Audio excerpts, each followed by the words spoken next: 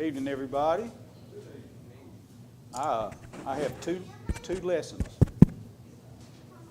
If somebody just doesn't have one and really wants one. No takers at 6? Well, that's good. Well, there's one.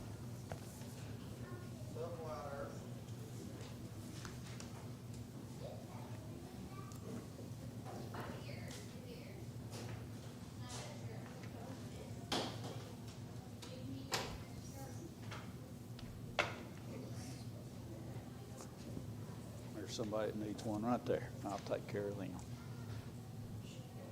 After the thrill is gone, that's what we'll be talking about tonight.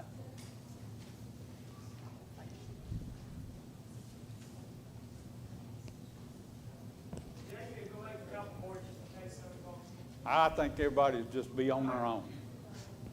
It'll probably be okay.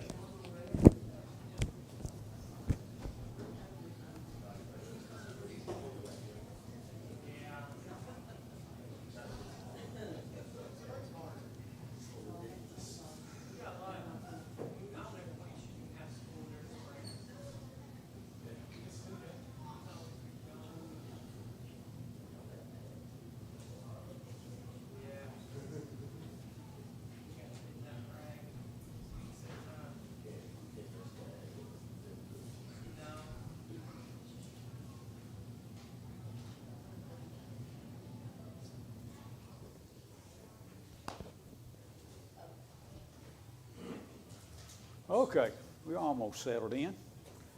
All right. All right, before we get started, let's see here. David Estes, why don't you lead us in prayer, brother? Father Heaven, thank you for a good day. Thank you for all the many blessings you give us each and every day. You watch and care over us, all the good things you put in our lives, Father. Father, we ask that you be with us tonight. We hear a part of the word. Open our hearts and minds to the lesson we learn from it. Father, help us apply it to our lives. Ask us to be with those on sick list and those that need that we may not know about, Father. Thank you once again for Jesus and what he did at the cross. And through his name we pray. Amen. After the thrill is gone, last week we opened with Galatians chapter 6. We read verses 9 and 10. I'll read that for you again. Let us not grow weary while doing good, for in due season we shall reap if we don't lose heart. Therefore, as we have opportunity, let us do good to all, especially those of the household of faith. And so we began talking about our reaction or how we felt after our conversion or after obeying the gospel, after getting saved, as we say in the South. And so we talked about that. And how did that Ethiopian eunuch feel from Acts chapter 8? How did he feel? He came up out of the water and the Spirit called Philip away, and he went away doing what? Rejoicing. He was happy. And we talked about Luke chapter 15, the chapter of lost things.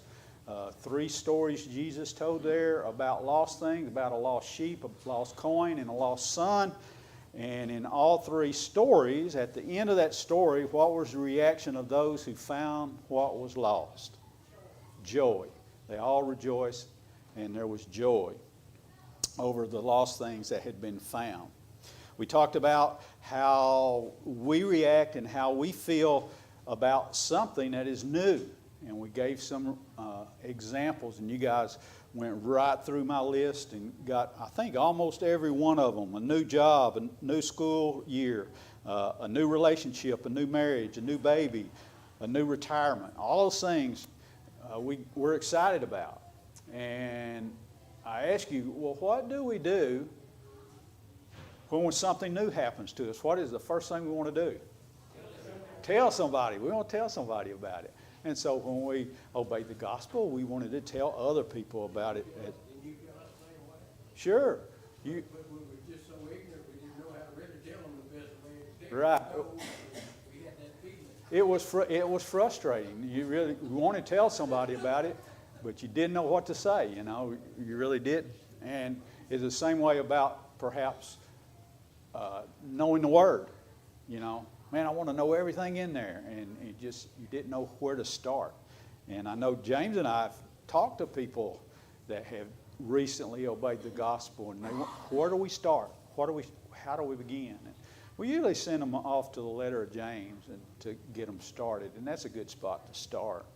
2 Corinthians chapter 5 or 17, therefore, if anyone is in Christ, and we know Galatians 3:27 says, for as many of you have been baptized into Christ, you've put on Christ, he is a new creation, because those old things have passed away and all things have become new. Peter said, 1 Peter chapter 1, verses 8 and 9, that we love Jesus. Because we love Jesus, and now, even though we don't see him, we believe in him and we love him. And he says, we rejoice with joy inexpressible or unspeakable, if you're reading the King James Version or the Authorized Version or the American Standard Version. Then what happens too many times when reality sets in? After the joy kind of calms down and we go back to our regular lives, we go back to work, we go back to school, we get back in our routine, maybe go back to our family, what happens? Life happens. And so that's where we left off in our lesson last week. We began talking about things that can happen to a person to steal their joy, to steal their happiness because God has saved them. First thing we began talking about was health challenges come along. You know, if somebody opens the gospel who has a chronic health issue, that's not magically going to go away, is it? There may be some folks that teach that, but we know for a fact that that's not how it works. Last week we talked about from 2 Corinthians chapter 12, the Apostle Paul talked about his what? His thorn in the what? Flesh. His thorn in the flesh, and there was some kind of ailment, some kind of difficulty that he had, caused him a lot of pain and grief and discomfort, and he prayed. How many times did he pray that God take it away? 3 times, that's right.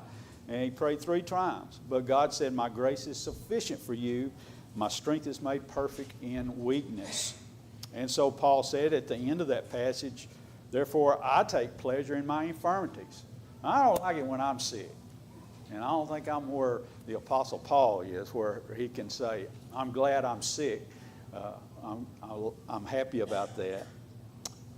But he went on to say, I take pleasure in infirmities, reproaches, needs, persecution, distresses, all for Christ's sake. He's doing it for the right reason, right attitude. He says, when I'm weak, when I've got the right attitude, I'm strong. I'm strong. And so we take it from a physical standpoint. How does it work when we exercise to a certain extent of failure? You know what that means? Exercise to failure. You know what that means? It's like if you pick up a weight and you pick it from point A to point B, and you pick it up as many times as you can until you can't pick it up anymore. That's exercise to failure. What happens when you exercise to failure? During the rest period, recovery period, muscle rebuilds, or your stamina gets better, and that's the way it works. You know, God in His infinite wisdom, He knows that's how it works spiritually too. When we're beat down, when we're discouraged, as Paul says here, when I'm weak, I'm strong. That's what he means. That's what he means.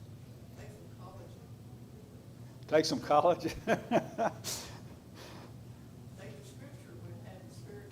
Right. We use the scriptures. We use each other for encouragement, and that's the way that works.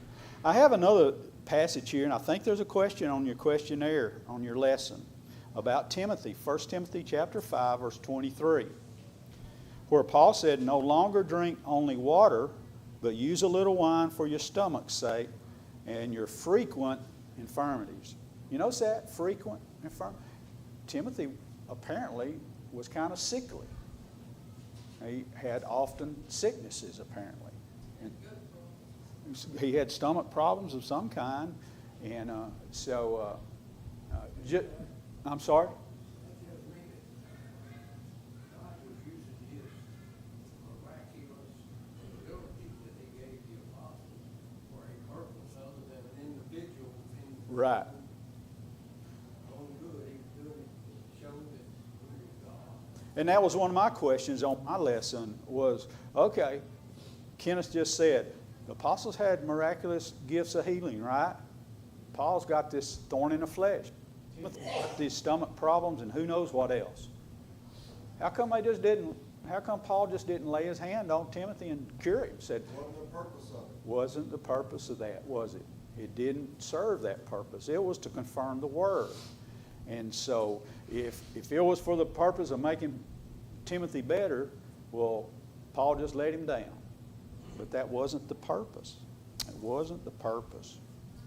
I read an interesting thing from a commentator named Burton Kaufman, and I don't know if any of you have ever read him. Virginia's shaking her head. She knows everything, though. And he said this about Timothy. Timothy was a total abstainer from alcohol, apparently. He was a teetotaler, and that was Mr. Kaufman's opinion. He said, and his illnesses led to this instruction because we all know that it's medically proven that fermented wine has certain medicinal purposes, and you can drink a little wine for certain things. However, in this day and age, we probably got some kind of medicine that we could take for all those type of things, which wasn't in existence during those times. Take resveratrol, you don't have to do the wine. Yeah, well, I don't even know what that is, Mary. Some magic potion, I guess. Wine has resveratrol. Okay. You can take it in the supplement. Oh, okay. You can take a little pill that's got the same stuff in it. Yeah, just like I said. And so the miraculous power that the apostles had was not to cure their sicknesses for convenience sake, like Kenneth had said. But that is something that can pull us down, take our joy, take our excitement out of Christianity, is health challenges.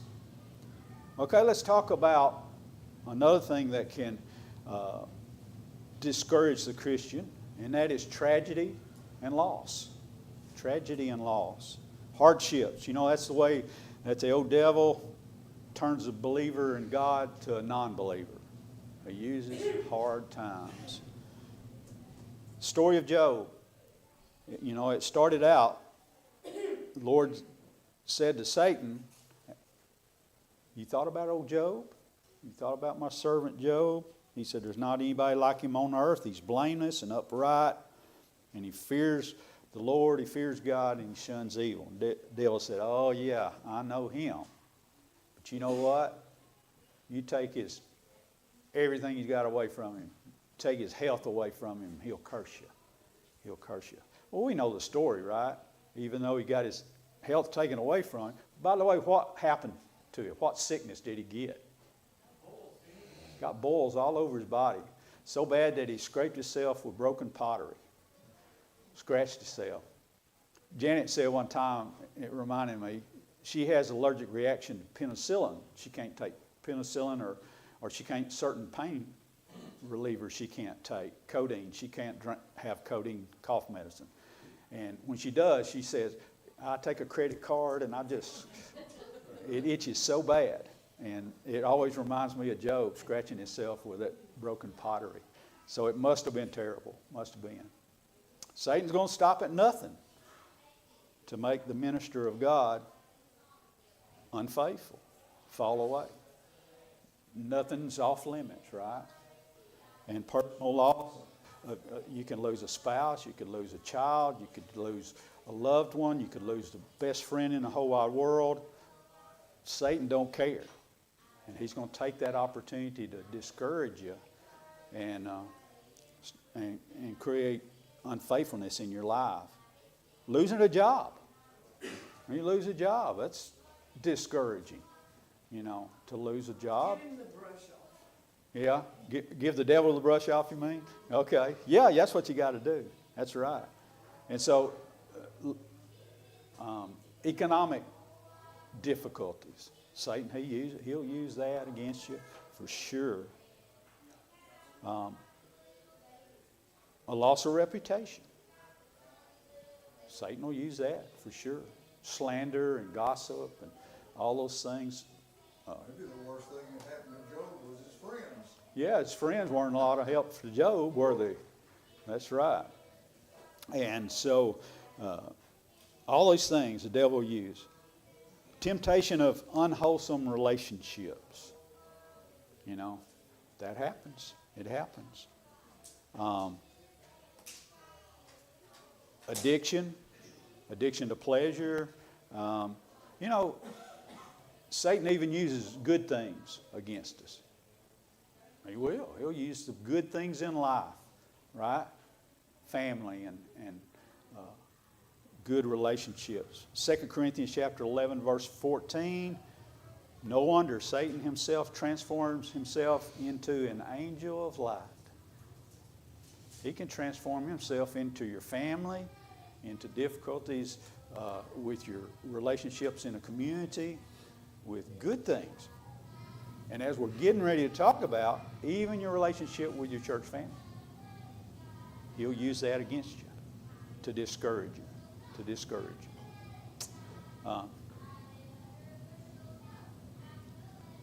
The next thing we're going to talk about being discouraged is conflict and division. Conflict and division. And I'm going to ask y'all to use your Bibles in this section. So I want you to go ahead and turn to Acts chapter 15. We'll start at verse 36. Acts 15, verse 36 is where we'll start.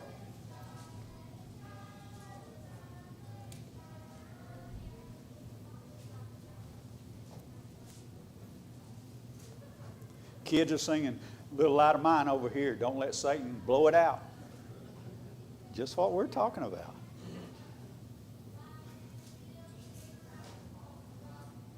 One thing that can really discourage Christians, and new Christians especially, it can cause you to lose your enthusiasm, and that is to witness conflict and division, especially in the church.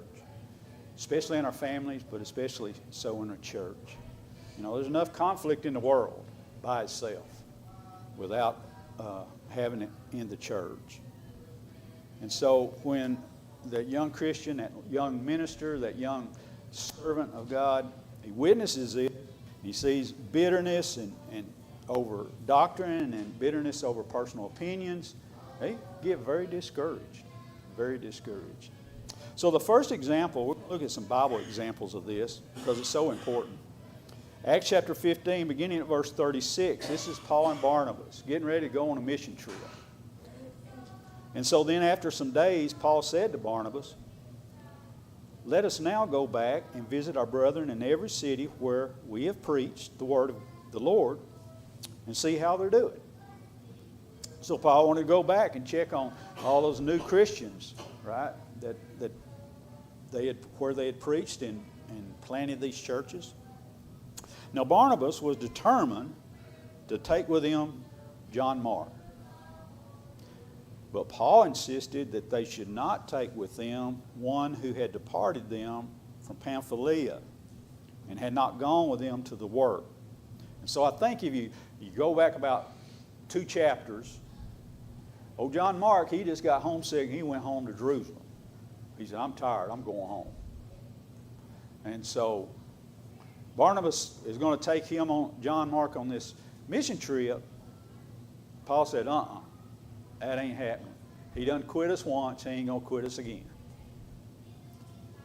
And so then the contention became so sharp that they parted from one another. They disagreed so sharply. And so Barnabas took Mark and sailed to Cyprus, and Paul chose Silas and departed, and being commended by the brethren to the grace of God. So here's a good example of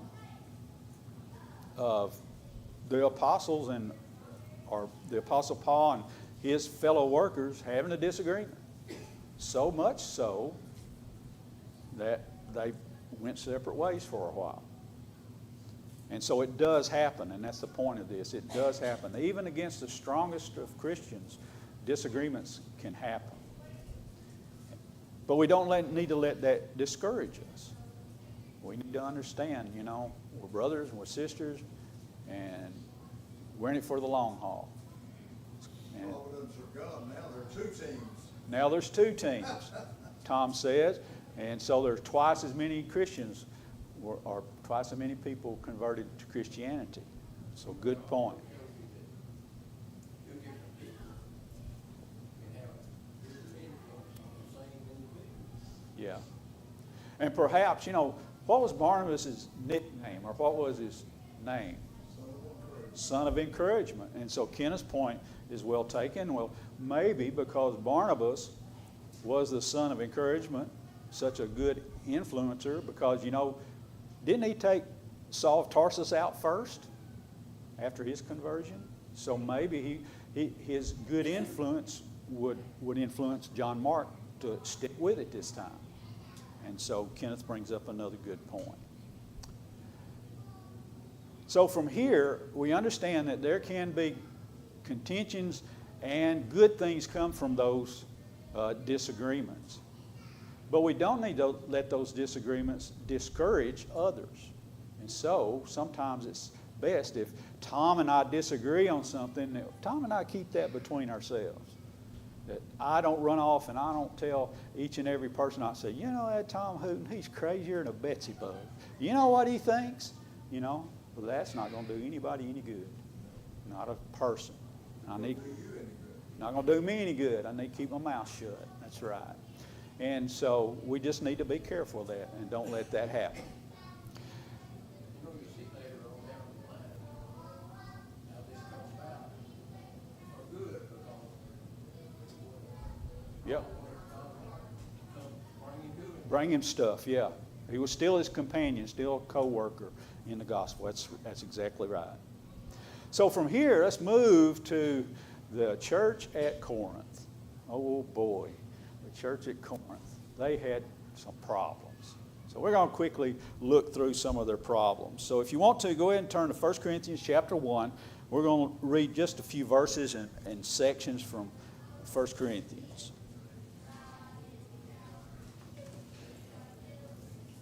1 Corinthians chapter 1, we'll start reading at verse 10. Verse 10. Yeah.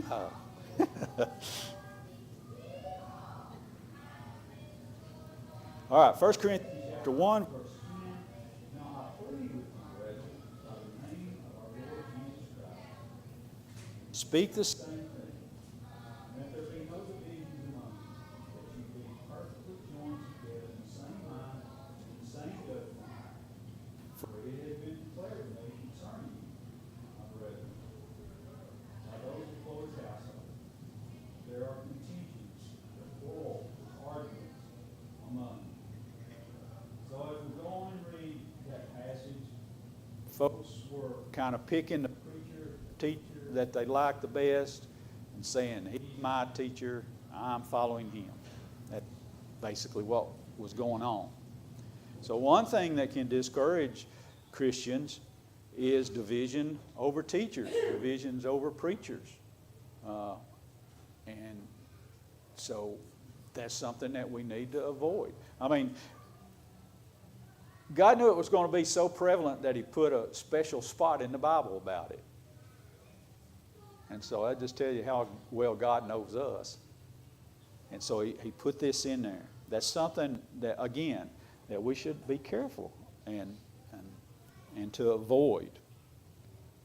Secondly, if you're already in 1 Corinthians, if you go to chapter 5,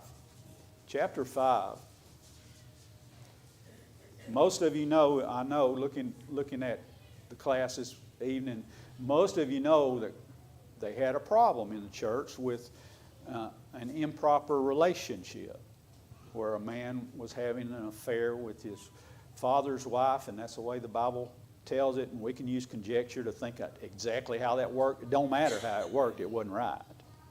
And so apparently the church, not everyone condemned it. As a matter of fact, it seemed like some promoted it. And so 1 Corinthians chapter 5, verse 11 says, I've written to you not to keep company with anyone who is named a brother.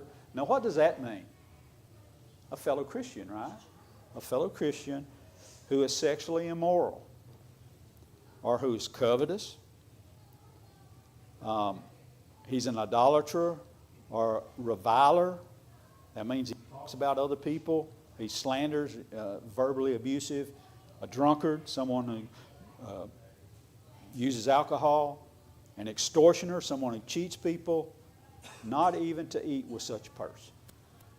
Not even. Because any of this behavior can cause what? Trouble in the church, right? Any kind of immoral behavior causes trouble in the church, which can discourage other Christians. And so we need to avoid all those things at all cost. At all cost. You're in chapter 5. Turn the page to chapter 6. Chapter 6. Chapter 6 talks about Christians suing each other, taking each other to court. And we'll look at verse 5 beginning, verse 5. And so Paul already explains the problems here, and he says, you know what? I say this to your shame. Is it so, he said, that there's not a wise man among you, not even one who will be able to judge between his brethren? He's saying here, is there not a wise person that could mediate this problem between two Christian people? But brother goes to law against brother, and that before unbelievers. He goes on to say, now therefore it is already an utter failure for you to go to law against one another. Why do you not rather accept the wrong? And why do you not rather let yourself be cheated? So what's he saying there? What's he saying there? Let it go. That's right, Milford. Let it go. Let it go. You got to let it go. And some, I can understand how that could be, especially if the other person is unwilling. And that could be tough. That could be very difficult. Avoid it and be defrauded. Avoid it and be defrauded. Now, is that another version, or that's just your comment? Okay, it's just a comment. Okay, that's okay. If something like this happened in the church, if I can use Tom again, as Tom and I got in such a disagreement that we were going to court, what is going to happen to the general idea or general consensus of the church itself? You don't pick sides, aren't you? You don't pick sides. Say, well, that Tom Hooten, that scoundrel, he ought to, or that, well, Jay ought not have no business picking on poor old Tom. Yeah, you're going to choose sides. Can't help ourselves. Can't help ourselves. And so you can see from that why these situations should be avoided at all cost. Avoided at all cost. And let ourselves be defrauded. You know that? I was going to say that might be why. I'm not going to say that. That's probably why over in Matthew chapter 5, Jesus told him, if you go to the altar to make an offering, you got a problem with your brother, you leave it there and you fix it. And personally, I feel like the modern connotation of that is, if you got a problem with your brother, you can't worship like you're supposed to. So fix it so you can Right. worship like you should. Same situation. Right. So you bring up a question, and I'll just ask you the question. I'm not going to give you all the answer. So, say you and I have a disagreement of some kind. I ain't giving in, you ain't giving in. And so we decide to do like Paul and Barnabas, go our separate ways. You're going to go down the road to go to church. But we never make it right. Is our worship all this time been in vain? According to what Jesus said? I would err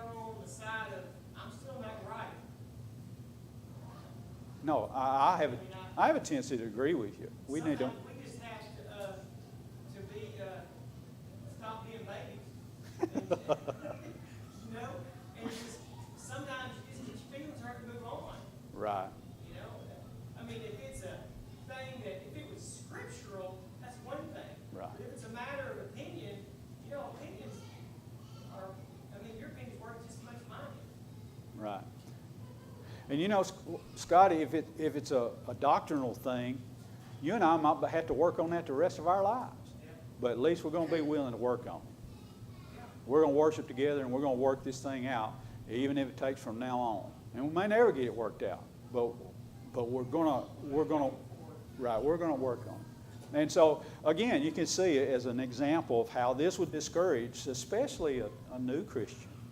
If he saw this happening in the church and knew about it and heard about it, you know, and had the idea, you know, this is supposed to be God's family. Well, God's family can't even get along with each other.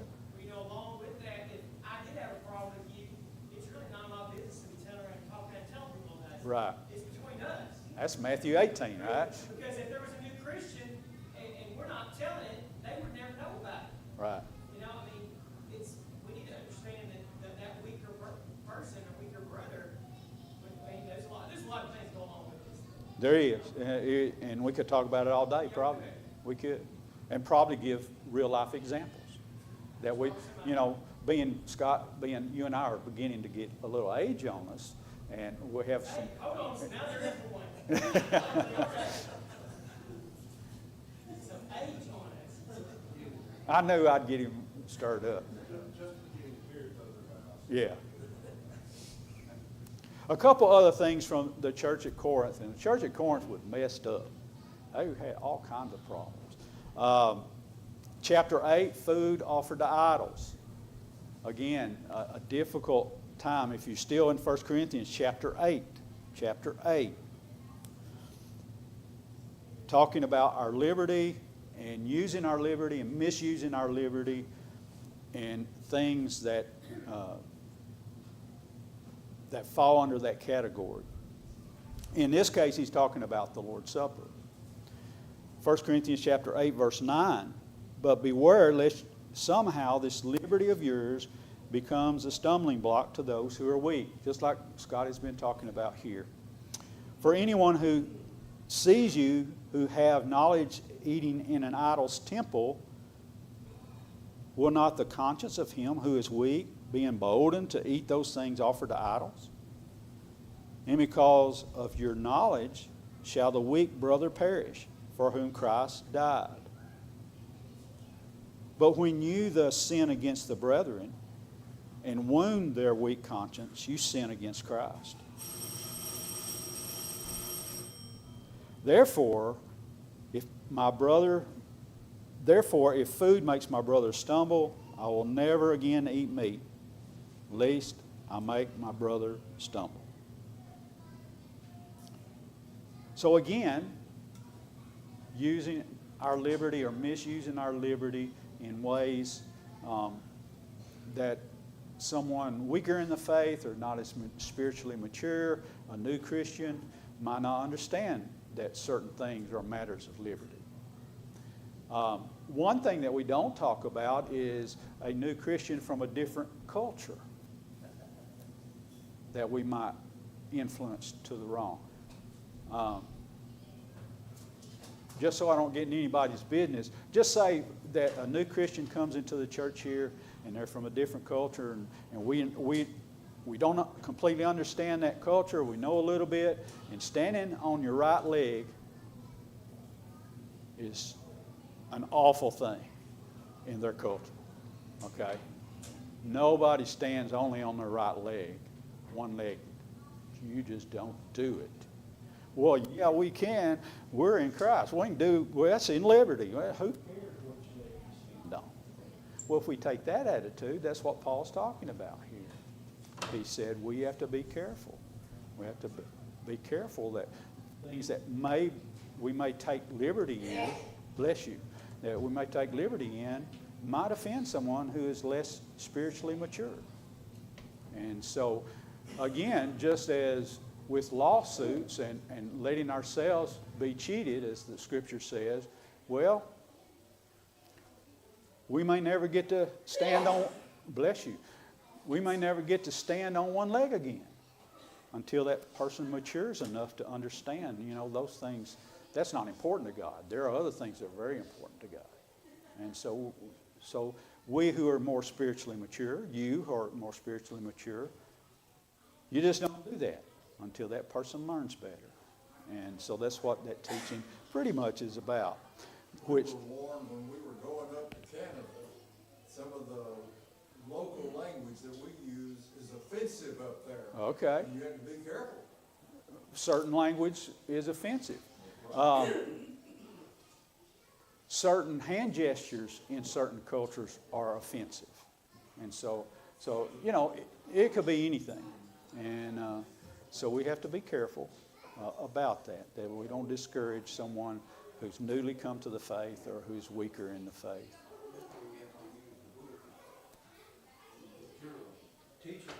Right. And so, Kenneth, you bring up a good point. We have to teach them, we have to let them mature, but as maybe it was Scott, maybe somebody said last week, after we baptize them, we just kick them in the pool, swim, brother. And so we never teach them. And we lost a lot of people because we didn't take the time to nurture them and teach them and encourage them, They obey the gospel and they come to church on Sunday morning for about 2 weeks, and then we never see them again, And we never call them, we never check on them. And so we need to do a better job. That's all I can say. We need to do a better job. Okay, we're just about out of time. Y'all want to mark the next section there? We'll talk about, in our review next week, we'll talk about these things briefly. The next section talks about misuse of the Lord's Supper.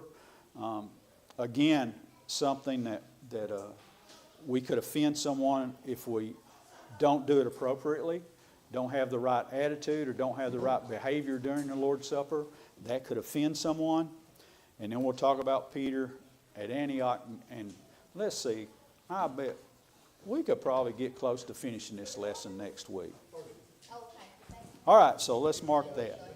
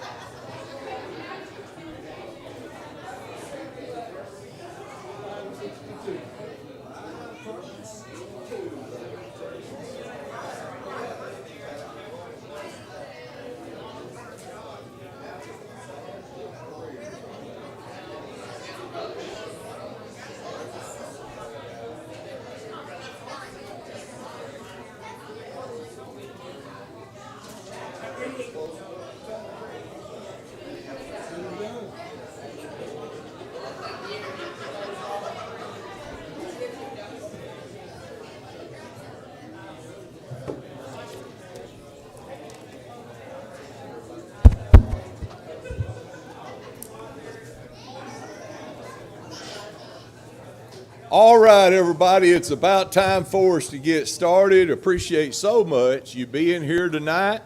Our announcements from Sunday, I don't really have anything new. The financial statements are available in the back. Baby wipes for the Family Protective Services and Tony Sastry's for the House of Recovery. Remember Leanne buried her mom today, Linda Dodd. Howard is recovering from a procedure he had done on his heart. Alton's back in the hospital again. Miss Annette with the shingles. Ann Layton with cancer. Chuck's going to have his knee replaced soon. Miss Sherry and Mary Jordan still dealing with some health issues. Devos, Stephen and I did a flip, so I'm sorry if y'all are here to see Stephen tonight. Come back next week and you'll get to see him. Stephen, myself, Tim Carr, and David Estes on our birthday list. This is the 22nd, so Sean Allen, happy birthday to Sean today. The 25th, Alton has a birthday, and it looks like earlier in the week, Tom and Virginia and Logan and Lexi had an anniversary. 562 will be our invitation song if you'd like to turn there.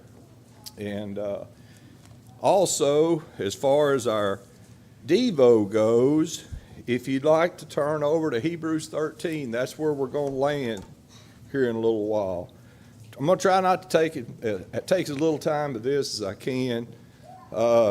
Jay just almost got all up in my Devo there towards the end of the Bible study tonight, where he talked about the way culture changes things. And what I was thinking, not only culture, but how time changes things, especially what we perceive as being right or wrong. I think about, like, not picking on them, but Kenneth and Mary and Tom and Virginia, like their grandparents. In that generation, what did they see as right and wrong as opposed to what is seen as right and wrong today? And sometimes how we let time kind of mold our minds, even in the church, about what's sin, what's not, what's right, what's wrong. And as far as culture goes, all I got to say about that is I spent a couple of days in Portland, Oregon just a few years ago, and that is a different world than we live in. But what I want to use to illustrate tonight, my point, is what is considered family-friendly television. Just so happens that one of the things that my sweet sister Chandler and I have in common is we're big fans of Little House on the Prairie. When my baby Mima was alive, we didn't miss Little House on the Prairie or the Waltons or Days of Our Lives. We got to kick that one out for now. But one of my favorite episodes of Little House on the Prairie, Walnut Grove and a neighboring town every year had a baseball game. Guess who pitched for Walnut Grove? Y'all, anybody remember? Tell them, Chandler. Well, wait a minute. Before him, Nels Olson. Now, can you imagine Nels Olson pitching a baseball game? That's why Walnut Grove got their head bashed in every year. Well, it just so happened that one day Charles Ingalls was over at his neighbor Jedediah's house, and I don't remember if it was a hawk after his chickens. It was something like that. And old Jedediah picked up a rock and slung that rock. I mean, it left there like it came out of a rifle. Charles, boing, this joker right here can pitch. So they finally talked Jedediah and his wife, that's a whole different story, into letting him pitch for Walnut Grove. So they got together and they was going to practice. I don't remember who was batting, but they put Jedediah on the mound. And y'all remember Mr. Edwards. He was catching. I know he didn't have any gear of any type on, and to my recollection, he didn't even have a glove. Well, old Jedediah wound up, and he fired that baseball, and the first thing they framed was the guy batting, and he said, I didn't even see it. Well, they panned back to Mr. Edwards, and he was laying flat on his back with a big old cherry on his forehead, and he was batting his eyes as he came back to. And what he said, I'm sorry, it just tickled me to death. He said, did y'all find that baseball? And Charles said, well, yeah, we found that baseball. And he said, well, good. That must have been my chewing tobacco I swallowed then.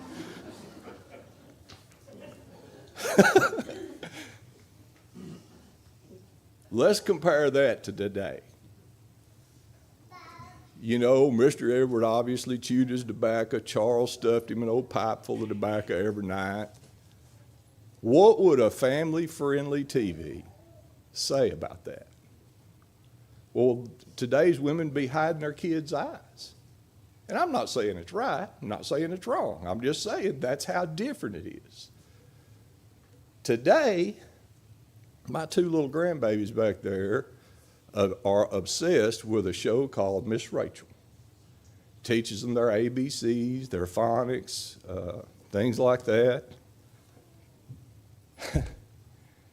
And on that show, there is what I'm assuming is a woman that don't want to be a woman anymore, teaching those kids their ABCs and their phonics.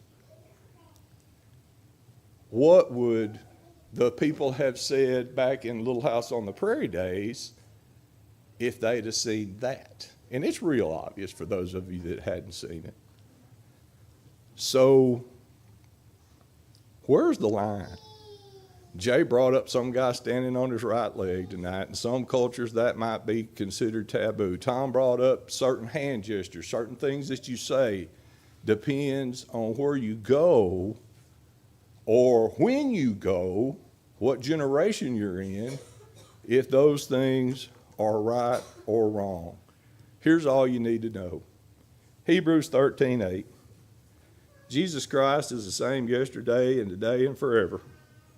Don't be led away by diverse and strange teachings, for it's good for, it is good for the heart to be strengthened by grace, not by foods which have been benefited to those who devote them. Jesus Christ is the same yesterday, today, and forever. And I think the lesson for us is while we just need to understand that this is perfect and always has been and it always will be.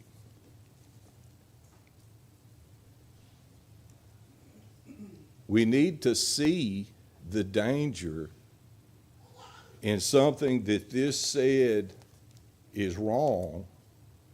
Culture and time do not make it right. Equally, if not more important, I think there's danger in us trying to impose things that are wrong on people that this don't say is wrong. I think we've run a lot of people out of the church. You know, the Pharisees were doing the same thing when Jesus was walking on this earth. They were imposing things as sin that actually were in fact not sin. Both equally important. Just remember, not only Jesus, but this word is the same for every culture, for every generation. 562 is your invitation song. If we can do anything to help anybody tonight, please come while we stand and sing. He'll at the cross, Christ will meet you there. He intercedes for you. Lift up your voice, plead with him your cares, and he can hide from you.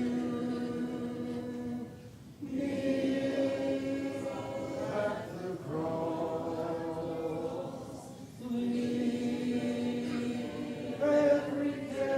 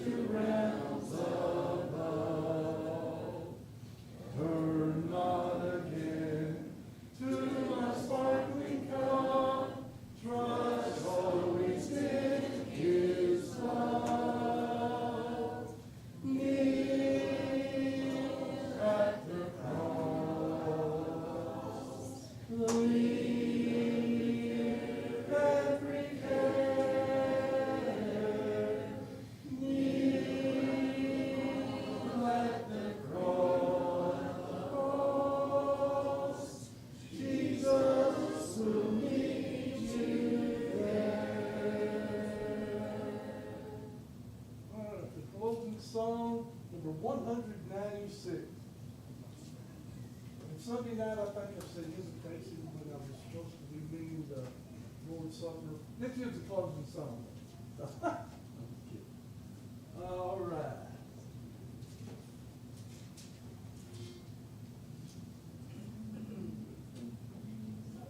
There's not a friend like the lowly Jesus. No, not